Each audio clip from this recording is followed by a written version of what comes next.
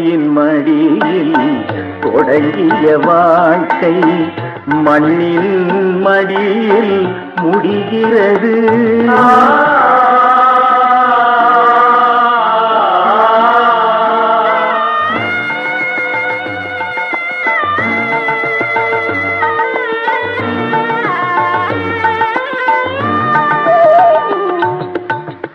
தான் என்னும் ஆணவத்தில் நான் என்று அகங்காரம் பேசியவர் இன்று போனதெங்கே?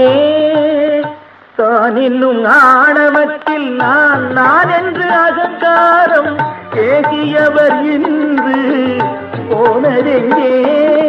முடிசூடி ஆண்ட மாமன்னர் கூட முடிசூடி ஆண்ட மாமன்